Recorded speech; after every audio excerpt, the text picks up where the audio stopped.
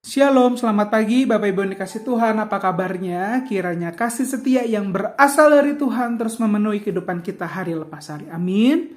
Bapak Ibu yang dikasih Tuhan, di pagi hari ini sebelum kita memulai aktivitas, kita meneduhkan hati untuk mendengar dan merenungkan kebenaran firman Tuhan. Lewat doa, kita mulai firman Tuhan di pagi hari ini.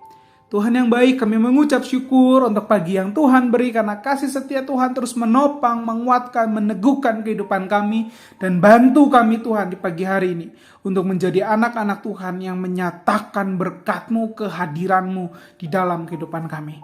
Dalam nama Tuhan Yesus, Allah yang mengasihi, kami berdoa dan mengucap syukur. Amin.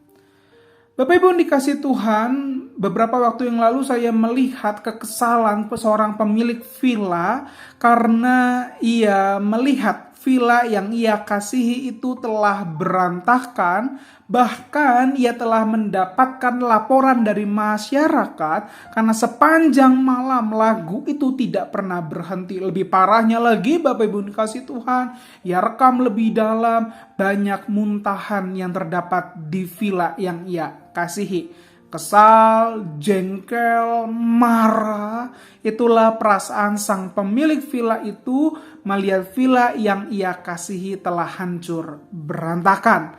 Saya rasa itu juga yang menjadi perasaan Tuhan Yesus dalam Matius 21 ayat ke-12 sampai ke-13. Matius 21 ayat ke-12 sampai ke-13.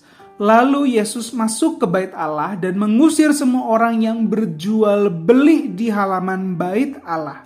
Ia membalikkan meja-meja penukar uang dan bangku-bangku pedagang merpati dan berkata kepada mereka, ada tertulis, rumahku akan disebut rumah doa, tetapi kamu menjadikannya sarang penyamun. Apa perasaan yang didapati dari firman Tuhan yang barusan kita baca, perhatikan atau dengarkan tadi?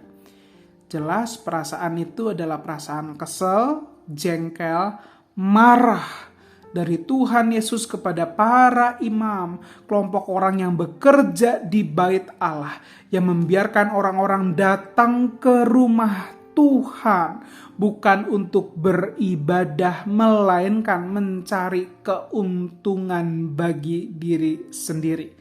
Lebih parahnya, Tuhan Yesus menyebutkan rumah Allah itu harusnya jadi rumah doa, harusnya jadi rumah bersekutu, rumah perlindungan kepada Allah, telah diubah fungsi sebagai sarang penyamun, tempat orang-orang merencanakan pemberontakan, tempat aman untuk melarikan diri dan melakukan tindakan kejahatan atas Roma.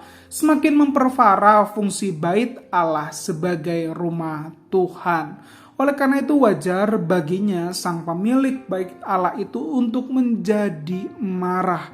Ia balik-balikan meja, mengusir pedagang dan pembeli, serta mengembalikan fungsi bait Allah sebagai rumah doa, rumah persekutuan, rumah perlindungan dari Allah kepada umat yang mencari pertolongannya. Lihat buktinya bagaimana Matius melanjutkan dengan ayat-ayat selanjutnya. Yesus melakukan mujizat di bait Allah dengan mencelikkan orang buta, menyembuhkan orang timpang, sehingga pujian lahir bagi Allah yang hadir di tengah umat itu. Ia yang marah menyatakan kekudusan Allah yang hadir di tengah umatnya. Sampai di sini, mari pikirkan dan renungkan. Bukankah kita adalah bait Allahnya? Bukankah kita adalah rumah Allah? Bukankah kita percaya bahwa Allah itu tinggal diam di dalam kehidupan kita, bertata dan bersama-sama menjalani kehidupan itu? Jika ya, bagaimana kita mengisi kehidupan itu? Bagaimana kita menjalani hari-hari itu? Bagaimana kita memandang pergumulan itu? Adakah kita mengutamakannya Adakah kita mengandalkannya? Adakah kita menyukai kehadirannya? Atau malah hidup di dalam natur keberdosaan? Mari di pagi hari ini lewat doa, akui, bahkan pinta Tuhan untuk menguduskan kembali bait Allahnya itu. Sehingga hari ini kita menjalani kehidupan bersama dengannya untuk menyatakan berkat-Nya, menyatakan kehadirannya, menyatakan kekudusannya, karena kita adalah bait Allahnya. Dan biarkah Ia yang mengoreksi itu memberikan kita kehidupan, karena kita mengamini Allah yang kita sembah adalah Allah yang rindu menyatakan kekudusannya di dalam kehidupan kita. Lewat doa, mari minta, mari akui di hadapan Tuhan. Tuhan yang baik, kami mengucap syukur kebenaran firman Tuhan pagi hari ini kembali mengajak kami untuk merefleksikan. Sudahkah kami berselera? Sudahkah kami menginginkan? Sudahkah kami menghadirkan Allah di dalam kehidupan kami? Kalaupun belum, kalaupun kami masih jatuh di dalam kegagalan di hadapan-Mu Tuhan di pagi hari ini, kami meminta kekudusan Tuhan. Kami mengizinkan koreksi. Karena kami yakin percaya Allah yang marah bukanlah Allah yang membinasakan, tapi menyatakan kekudusan dalam hidup kami.